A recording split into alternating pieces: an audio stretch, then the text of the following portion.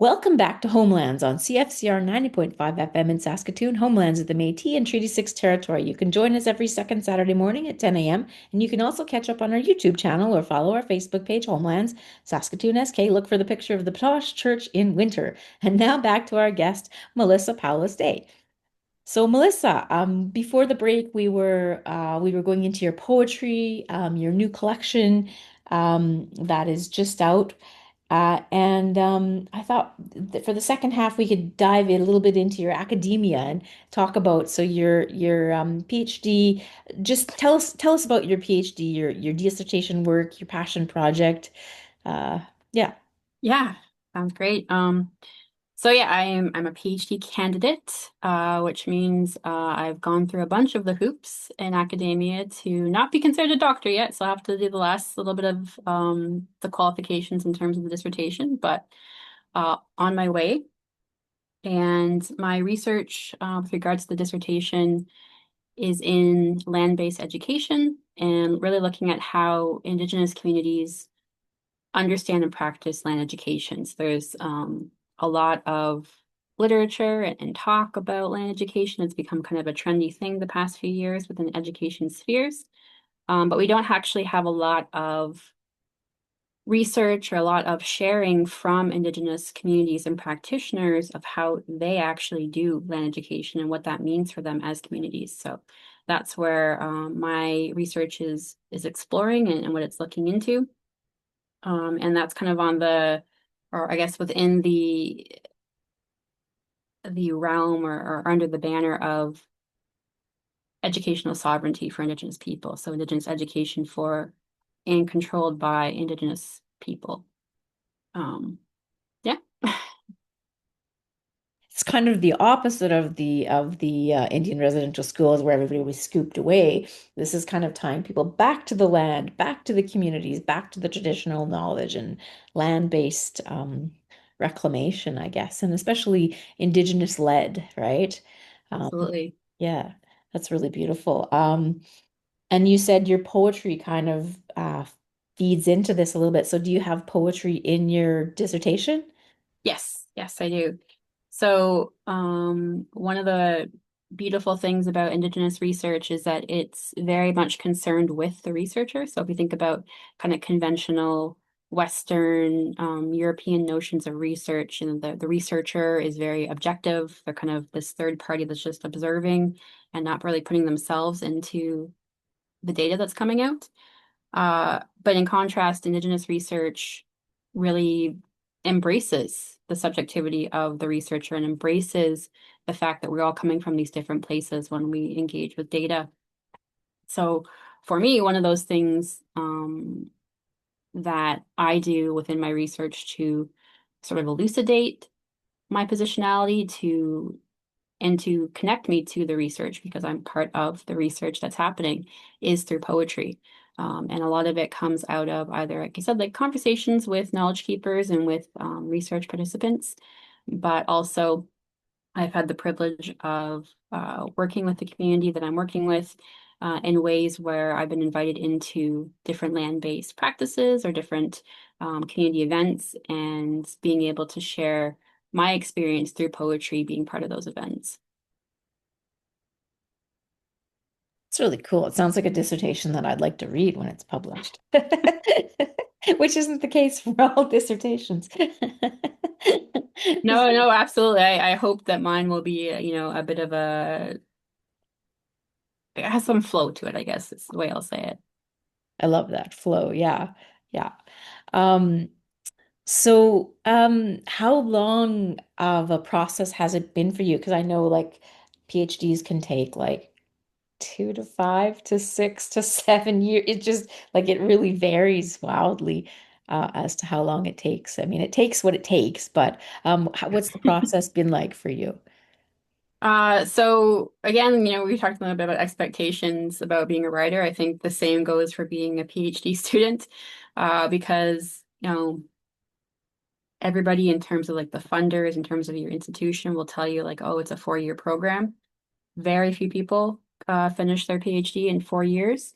You have to be working with a very specific kind of data, and also have a very specific uh, network of supports that's going to get you through those 4 years in 4 years. For myself, I believe I'm on year 5, maybe even year 6. I've lost count, but that's coming from the fact that, we're Indigenous people. We have responsibilities to community and family that are much more important than school, as much as school is important. Um, as well as the fact that Indigenous research, because it's based in relationships, it takes longer because I had to, create a relationship, build a relationship with the people I was going to be working with to a point where they could trust me. I couldn't just kind of drop in the way that some researchers can with other communities or other kind of participants, take my data and then leave. This is a lifelong responsibility I have now to this community. So what community did you wind up working with? Can you talk about that a little bit, or and then what the process was like? I can't say the name of the community. It's confidential until they give me the say so that yes, we want to be publicly named. But in terms of the process, again, it was looking at how they practice their land education, how the practitioners themselves understand it in terms of our culture and our identity, in terms of our educational sovereignty. Um, And then also looking at some of the structures that are involved. So, if there's schools on community, if there's policies, if there's banding council that have certain mandates around land education, looking at all these different aspects to get kind of a big picture of what's going on in the community. It's really interesting. Yeah, I hadn't thought about that, but I guess confidentiality makes sense and kind of as a double protection for both of you. And um, it must be really cool though to be immersed in that practice and kind of see how it's working. What are some of the things you've noticed that are working well that you'd like to see extended to other communities? Yeah, I mean, it's been a privilege. It's a gift, really. I think, and not just stemming from my sorry, all of a sudden I can't say the word, dissertation research, but seeing it also in other places and spaces I've been, I'm really starting to understand in a more visceral way how important our languages are, um, and how much knowledge our languages carry, um, beyond just, kind of content like vocabulary, like that's important, but kind of the underlying philosophies on how we relate to each other and how we conduct ourselves is so embedded in the way that we speak our languages. For me, what I've seen and definitely what I'm starting to like feel in my heart is just this intertwined nature or kind of like a fundamental um, interrelationship or interdependency of language and land education. That's beautiful. Yeah, language carries a worldview. Philosophy, teachings, culture, relationships. Yeah, it has it all, right? Like it's all embedded in not just vocabulary, like you say, but the way words are chained together and what they mean and the roots. And there's such a richness to Indigenous language. Yeah. Yeah, and I mean, and you mentioned, residential schools earlier, and that was the reason, right? We needed to have, and by we, I don't mean Indigenous people, but Canadian government, they needed to have the people away from the language to sever that connection because all the knowledge it carries. And the fact that, whatever your first language is, that's sort of the operating system for your brain. Yeah. And so even as like I'm learning my language, what should have been my first language, Nishnabemowin, um, my brain is always going to be an English brain. You can't really change that. You can change the framework, you can change the thinking, the intentional thinking, but that's always going to be there. Um, and so it's going to take a few generations, definitely with regard to language reclamation, before um, we have Nishnabemowin or Cree brains or Inuit brains again, on a kind of a mass scale. They definitely still exist, but we need to have more. We need to have more and more. Yeah. Yeah. That immersion in that land-based education is a real hope. Yeah. Did you have any poems in your collection that kind of tie in with your research? Um, Yes, I have a couple. Definitely there's more in the dissertation.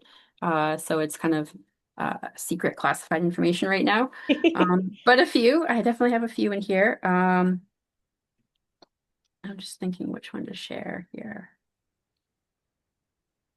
I will share this one. And any Anishinaabe speakers who might be listening, uh, please understand I am on my language learning journey. So I recognize I may make mistakes and it may not exactly be correct, but this is kind of the honest truth of where I'm at in my language learning journey. So this one's called Primitive Language.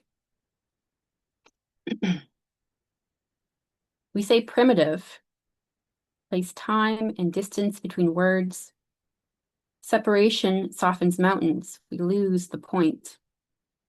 Forgetting etymology, we say primitive, here quaint. Primitive people, incomplex. We instantiate simple, not first people. We invalidate the sophistication of primitive bows. If you're going to bring a bow to the hunt, bring the one that started it all. I struggle, scrawling amidst nations, loud with storytellers, orators. Our knowledge lives in syllables, enunciated, syllables gathered in community, sharing whole cosmologies, one verb at a time. Our knowledge is memengua, the land our chrysalis. But I pin down words, performing lepidoptery, these sentences, shadow boxes, fingertips meticulous, trying not to tear wings in the process. Translucent, light behaves as a particle and a wave, metaphysical or metaphoric, or maybe self-aware. These words attempting metabolism, polysynthetic storying too intricate for the incomplexity of nouns. I need primitive language, minwajim, to tell good stories. Nin kendam de bwewen aya. I know the truth is, Jaganashimoen boa gashkanan. English cannot hold. Anishnabeman eji ichiwan, the way the Anishinaabe language flows. In my mother's, grandmother's tongue, cadence is circadian. Wings oscillate waveform, the scintillation of sunshine, the way the ferns flicker on bright days. I am unpinning butterflies, metaphorically. Minwajim, berry picking, Minan nestled, among stones and juniper, coaxing Wabazug to tell me how to make mini bashkimanasigani, batuzjigani, bakwajigan, not blueberry pie. Dutch. oh, I love that one. I mean, I love all your poetry, but that was very powerful, and I loved listening to the Anishinaabe um the Nish language, and also the images of the and I liked how you returned to it, the butterfly being pinned, the lepidoptery, and how you were unpinning the butterflies and letting them. It was just so powerful. It was beautiful imagery. Dutch. Yeah, yeah, I love that.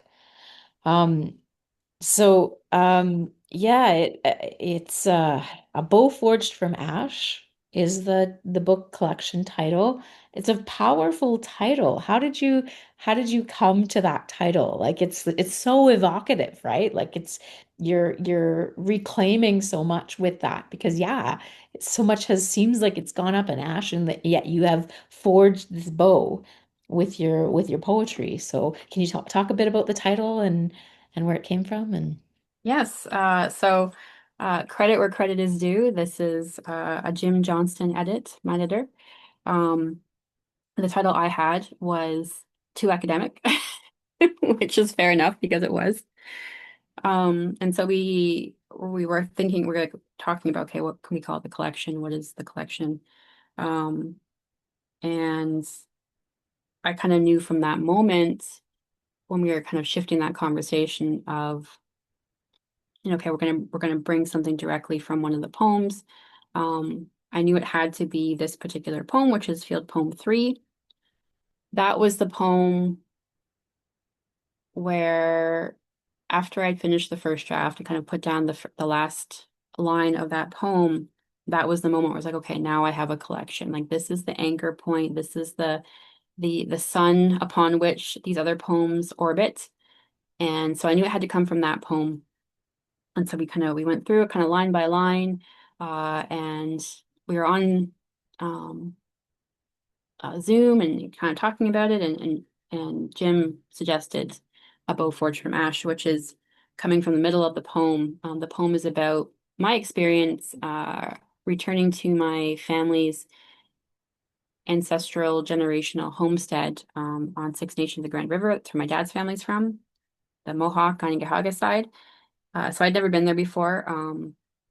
And so I got to kind of stand on that land that my family has stood on and been raised on for generations, as well as that, that being a powerful experience to begin with. But then my cousin, who is an amazing human being, he makes all these amazing things. He had made himself a bunch of bows and arrows, and he was like, "Hey, do you want to shoot some bows and arrows?" And I was like, "I've never done this before, but let's do it." So he taught me how to shoot that afternoon as well. And so this is where that Field Poem 3 comes from. Wow, what a memory that must be, and that's so powerful to know that it literally was. You literally were shooting bows. That's amazing. Did you want to share that poem, or do you want to save it for the reader to find? Oh, good question. I think I'll save it. I'll save it for Yeah. the reader. Yeah. Yeah, you've got to get the collection to read that poem, the title poem. Yeah. Um, field poem number 3, is that what it's called? Yes. Yes. Yeah.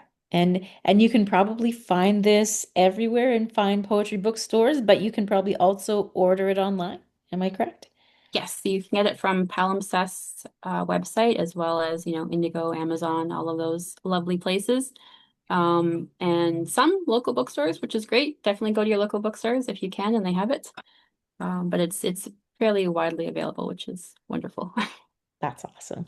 Yeah. So we recommend you going out and buying your own copy. Please Um, do. yes.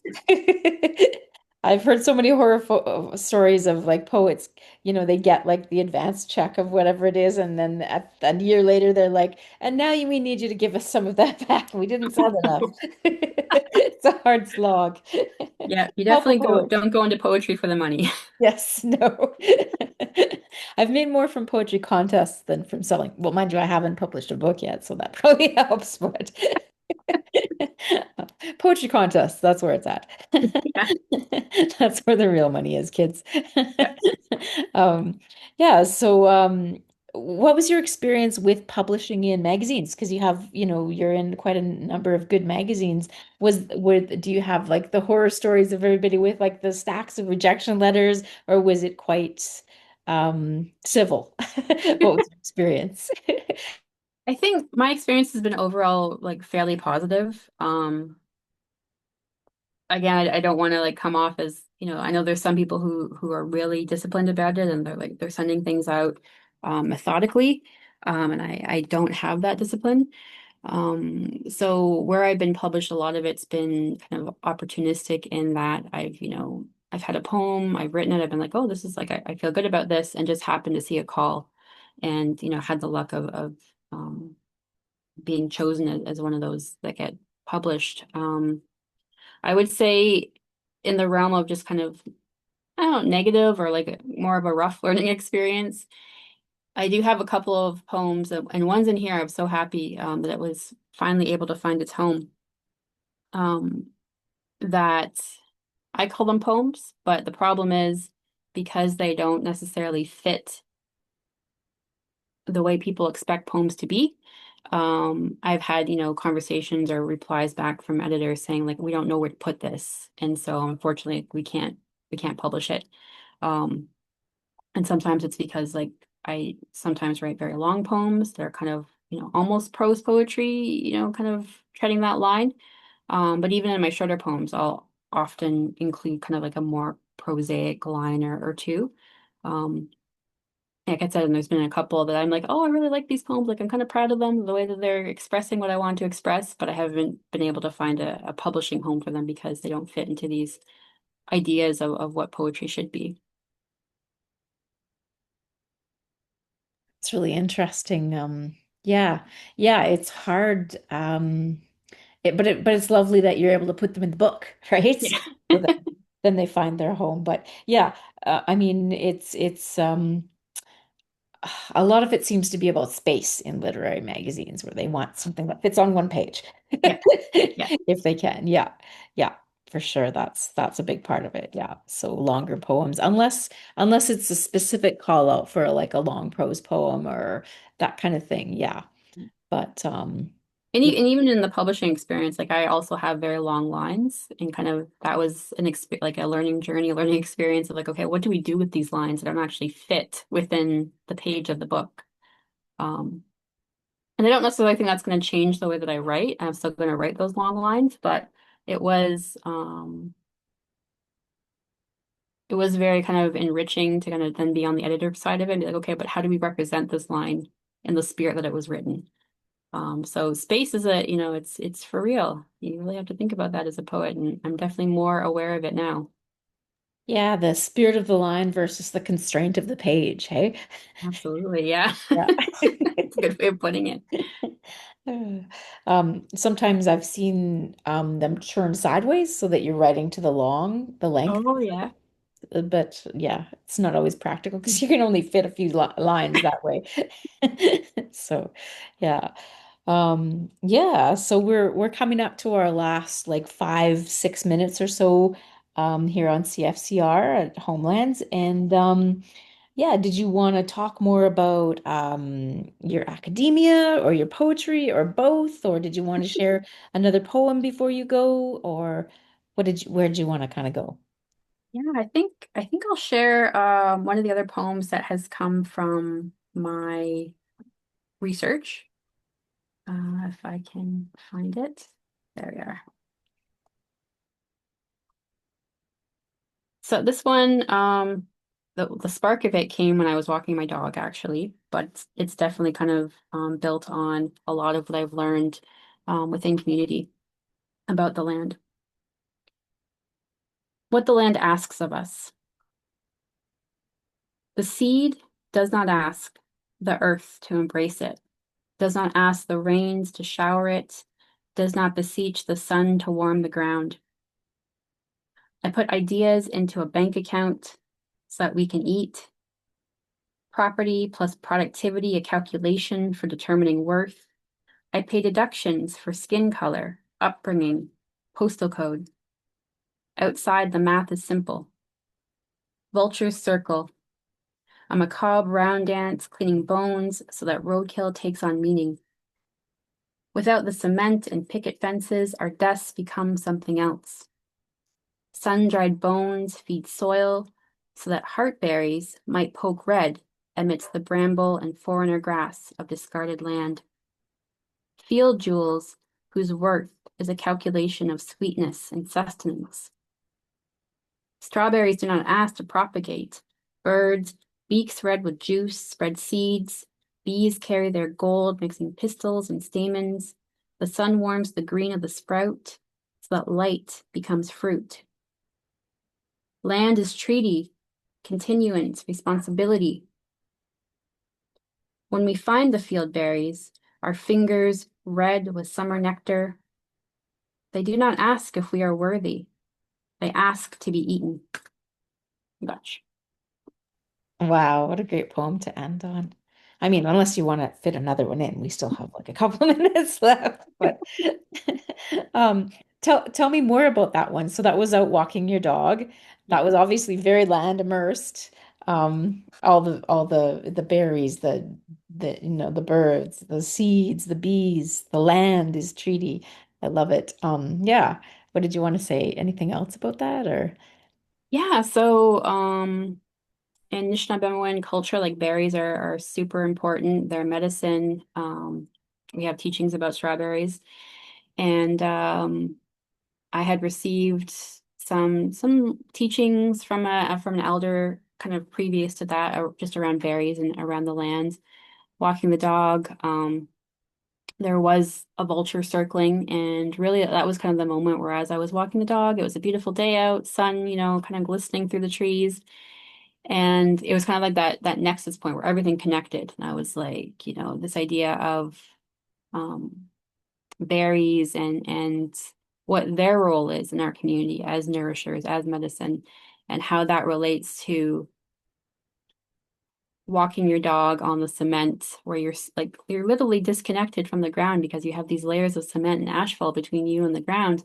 And yet we can still find these ways that we connect. We can see the vultures and we can understand the circle of life that is still here, even as we have these very man-made constructs to kind of deceive us into thinking that we're somehow away from the land.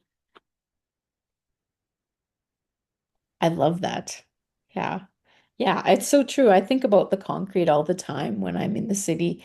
I'm like, why are we paving everything over? And then I'm so excited when like weeds break through. I'm like, yes. Yeah, I know. I feel the same way. And like even with like the leaves right now, so I know like, it's a big deal. Like you have to break up the leaves and all that. And it's like, why? Those leaves are actually there on the ground for a reason. They have a role to go back into the ground to make the soil rich. Like, why are we picking them up? Why are we throwing these things in bags? Yeah. Yeah. Yeah. Well, we have about a minute left. Just closing thoughts. Anything else you want to say about the act of writing poetry and academia and land-based, anything to kind of sum it up or any thoughts? I do it all. If anybody's listening and they're like, oh, should I do this? Should I do that? Just do it. Whether it's writing, whether it's going back to school as a mature student, as I did, do it. Um, whether you're a settler or Indigenous, but definitely my Indigenous relatives who might be listening, like you can do it and just do it um, because it makes all of us stronger. I love that. So true.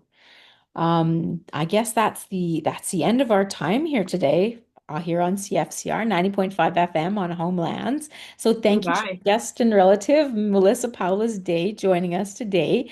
You can catch this episode and others on our YouTube channel. This is Auntie Andy signing off, and Akoshi Kawapa Matinawel Mina. That's all. We'll see you later. Pamapi, miigwech.